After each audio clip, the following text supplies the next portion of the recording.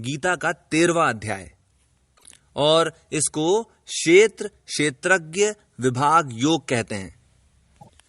अब इस अध्याय में भगवान ने अर्जुन को 18 चीजें बताई हैं जो उसको करना चाहिए अगर वो मोक्ष की इच्छा रखता है तो।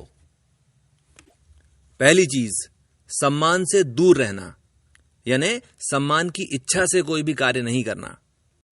दूसरी, छल नहीं करना, यानी किसी को भी धोखा नहीं देना। तीसरी चीज, अहिंसा का पालन करना। चौथी चीज, सभी के प्रति क्षमा भाव रखना।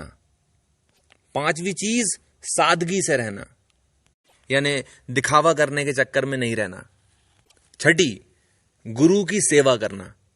सातवीं चीज, तन और मन को शुद्ध यानी कि साफ रखना। आठवीं चीज, मन को स्थिर रखना, अपने मन को इधर उधर भटकने नहीं देना। नवीं चीज, आत्म संयम से रहना, यानी किसी भी चीज का उतना ही उपयोग किया जाए जितना कि जरूरी है, उससे ज्यादा नहीं करना और उससे कम भी नहीं करना। 10वां, इंद्रियों के विषयों से विरक्ति रखना, यानी वो सारी चीजें जिनसे शरीर को सुख मिलता है उनके मोह में नहीं पड़ना। अपनी इंद्रियों का उतना ही उपयोग करना जितना कि कर्तव्य है। 11वां, अहंकार नहीं करना।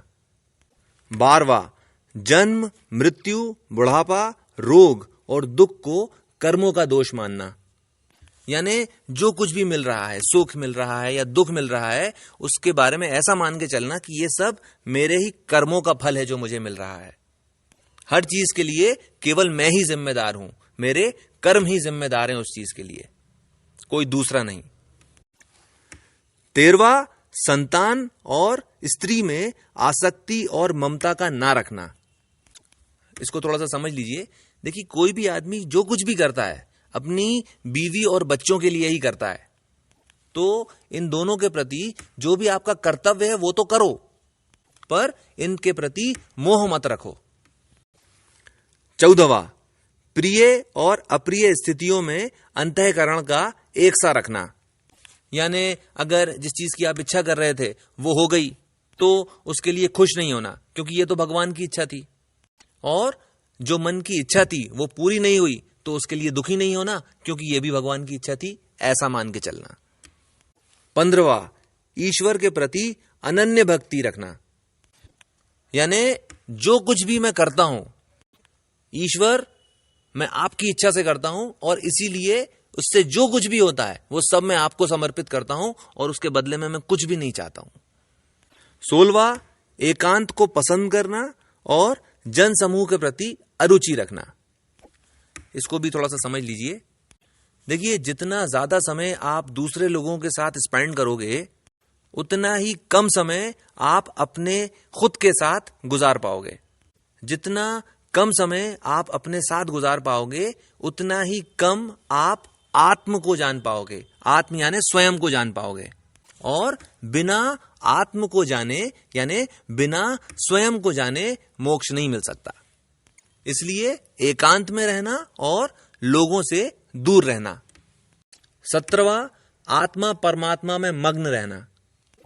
इसका मतलब होता है स्वयं को ईश्वर का निमित्त मात्र मानना, यानी अपने आप को भगवान का उपकरण मानना, यानी मुझे भगवान ने किसी खास मकसद से पैदा किया है, जैसे ही वो मकसद पूरा हो जाएगा मैं वापस बुला लिया जाऊंगा, और इसके अलावा मेरी कुछ भी इंपॉर्टेंस नहीं है, ये मान के कर्म करना।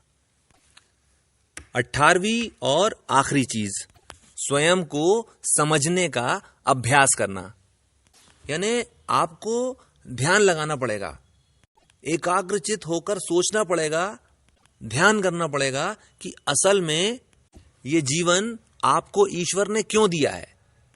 फिर उस चीज को समझना पड़ेगा और फिर उस चीज को करना पड़ेगा, तभी आत्मा परमात्मा के यथार्थ को समझ पाएंगे, नहीं तो नहीं। और जो भी इन 18 चीजों को कर लेता है अर्जुन, उसे मोक्ष प्राप्त हो जाता है। इसके साथ गीता का 13वां अध्याय समाप्त होता है। आपने मुझे इतना समय दिया, थैंक यू वेरी मच।